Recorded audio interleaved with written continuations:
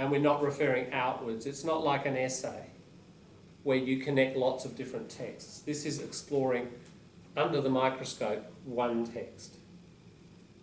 Yeah, so it's a different sort of process. Just like a review on Amazon. Exactly, it's like a review. It really is like a review.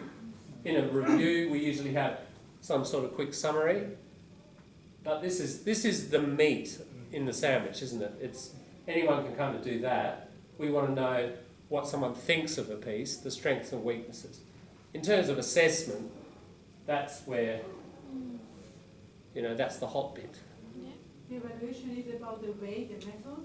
Yeah, your critical analysis. So by the time you produce your piece and hand it up to me, I can see your critical thinking at work here.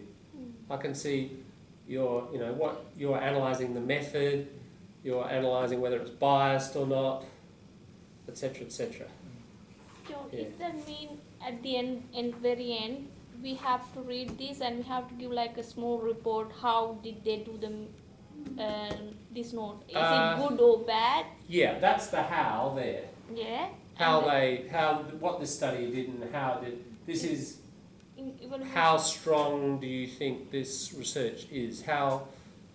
Any research that takes a sample and then claims to say this sample is, we can generalise it to the population.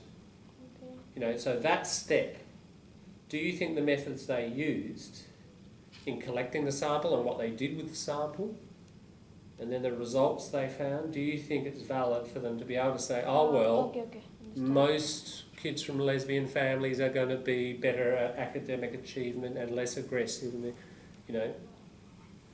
Now, if it's not well conducted and there are problems, we can't generalise like that, can we? Yeah. So that's ultimately what we're looking at in here. But you say don't need a referencing. Yeah. If like that, you need to be saying the stronger point to argue, say, look, I got the evidence for the other article, say the lesbian family raised the children. Yeah. Is not as like that. Okay, our topic is not an essay, are kids who are raised by lesbian families better off or not? That would be an interesting essay. And if you were writing that essay, you'd do exactly what you're talking about, Lynn. You'd be gathering, wouldn't you? Lots of different studies. Some, they might show different things. They might all show the same thing. We don't know. But that's not what we're doing here. We're taking one piece and we're just looking at it, how good it is. What are its strengths? What are its weaknesses? Which is just telling them your thinking. That's not really right like that, is it? It's what you're meaning, the critical thinking like that. That's good. That's your review. Let's take an example. It's sort of relevant to this piece. Remember when we talked about biased sample? And can we interview 100 people about how they're going to vote and reliably use it as an indicator of the Australian population? Now remember we talked about, what was our example? Our first thought was ringing landlines. Now I think we decided that if you just got a telephone book and picked 100 people and rang landlines, that wouldn't be very reliable. Do you remember that? It wouldn't be very reliable as a method. I mean, if that's our research and that's our method, remember we said, young people don't have landlines anymore, they have mobile phones. Mobile people, Aboriginal people, often people who rent don't have landlines, a lot of people, because they're moving around a lot. Newly arrived migrants don't have landlines. So there's whole groups that you're missing, aren't you? So the reliability, the ability to be able to generalise from your 100 people is not very good. It's not. But remember we discussed it for quite some time, and the idea of using an electoral roll and getting the computerised list and then randomly generating names, 100 names, and using those, that would be quite representative. That would be relatively accurate to use that group as a sample and then reliably say, oh, well, 52% people would vote Liberal or whatever. Do you remember that stuff that we talked about? Yes, yeah. Now, what we're doing there, it's very similar to what we're going to do here. In that, we're not looking out at other studies of how voting populations were measured. We're just looking at this particular study and we're looking at the method that was used. And imagine it was that first one of, ringing landlines. We criticise that, and for just the way I have, saying this method isn't good because we're missing these key groups. So it's not representative. We can't confidently say, like that group, that research said 52% would vote Liberal. It's a figure we can't really trust because of the method. So that's what we're going to do. We're going to look at the method of research used. Don't need to refer to other studies. Just the method and the logic. It's more logically, Huh? in fact, is it? We're just looking internally at the piece and its strength of logic and method and argument. I think you'll see as we go along and we start answering these questions, you'll get a clearer idea of several example ways of doing it. Yeah. This term needs more. This term needs more. This team means more work, indeed. Yes, it is. It's quite intense. Yeah. Because we've still got oral presentation and an essay and everything else to do. So, yeah, as I said, time management is going to be pretty important. So, like with this piece, it's a complex process.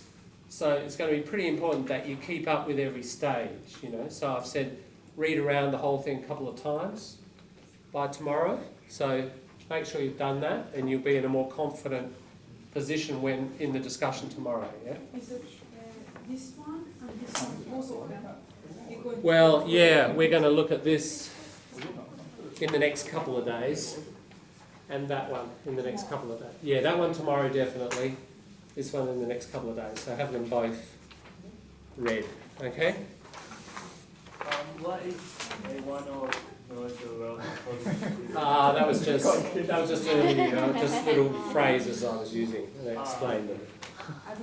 Yeah. Not relevant to this. I mean, not directly. No. Have you got your copy of that? Yeah. Good. And did you get your questions?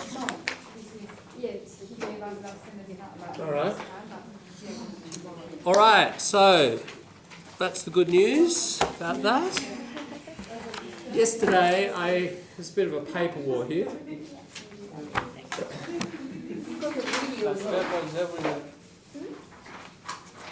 John, Yeah. I say, this term, we don't have to sleep. We don't have to eat anything. Just That's read right. it.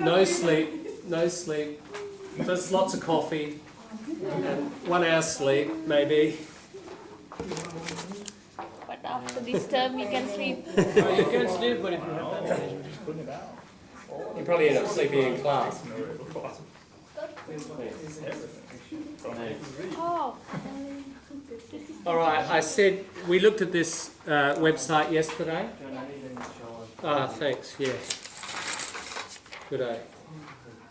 Have you got the other ones for Wally as well? Thanks. Good. This is the co-other slang dictionary that we looked at on Monday, yesterday. It's on the Moodle. I think it's the second link on the Moodle. I said I'd copy it off for you. Yeah, there we go. So these are your top 200 or 300. I mean, most of them are. Your top 200 or 300 Aussie slang words. What's that, Mohammed? are we supposed to memorize them?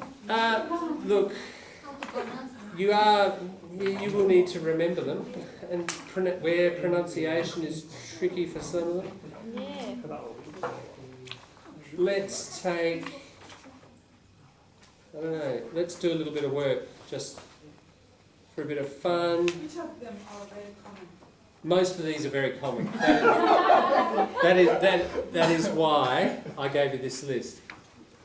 I mentioned yesterday that the Dinkin Dictionary, it's a whole book of Australian slang, is a really good book that everyone should buy, but that's probably got a few thousand words. Here's your top 200 or 300 words. Some of them are not, but it's only about like 5%. Most of them are very common. Headache. let's look. G. G? Okay, we'll do G. And there is one I can't pronounce it. G. There's a lot there. Give it a whirl. Which one is there? Try it, have a go. It's me. Okay, Fifth one. Fifth one. 1, 2, 3, 4, 5, 6. Fifth one. Grab or garbologist? I don't know how to spell it. Which Give one? it a whirl. Give it a burl. Give it a burl. Give it a go. Burl. Give it a go. Yeah. Give it a burl. Burl? Burl. A burl. A go. Burl. The word burl means nothing by itself. It's just it's an interesting case. Only in this context, a burl. You give something a burl, a go. Burl. I don't know why a burl. Well, sounds like turning. It does sound like turning. Yes, it does. I think it's related to whirl, when you whirl something around. Give it a burl. I don't know. I need to look it up. We can also say give it a go. You can say, give it a go. easier. That's right. Yeah, it's much easier. Yeah, now look, these, hopefully you'll end up using these. But with all vocabulary, first step is receptive, isn't it? So if somebody says, oh, come on, give it a burl, you'll know what they mean. You know? Yeah. Oh, I've never played golf before. Oh, come on, give it a burl, give it a go. Yeah, so you need to know them receptively first. Okay, well let's take G. Okay, in your groups, have a look through G. I'll just read them out for pronunciation. Yeah. G'day. I think I know that one. Gabba. Gaffer. Don't worry about gaffer. I've never heard it. Don't worry about gaffer. Galah. Garbo. Give it a burl. Gobful. Gobful. Give a gobful. Gobsmacked. Going off. Going off, not so common. I wouldn't worry too much about that one. Good oil. Good on ya. Good on ya. Good on ya. Yeah, it's very Yeah. As full as a goog. As full as a goog. So is it good on you or good for? Good on ya. I mean, it's good on you, but we say it like good on ya. Good on Yeah. you equals to good for you. That means good for Good you. for you. Good on you, good for you. Good same for you. thing. Good on you. Good for you. Yeah, similar. Same. Good for you is not like take this medicine, it's good for you. That's different meaning. Oh, good for you means good on you. It's like different. It means, oh, that's well done. Well done. Bravo. Yeah. That's Good on to you. That's good. If something is good to you, No, you don't say good to you. Don't say it in English. good on you. good on you. Good on you. Yeah. Like well done. As full as As full as a good. I'm going to let you discuss these for a minute between yourselves and try to work them out rather than me just tell you, okay? Talk about them and see if you can understand them, or one of you might understand and you can explain to each other. I'd rather have you doing a little bit of explanation practice. Greenie.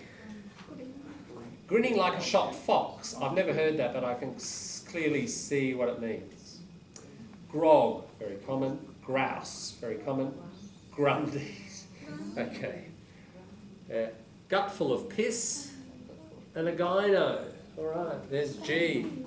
Fairly common. There's 2 or 3 there that are not so common, but most of them are very common.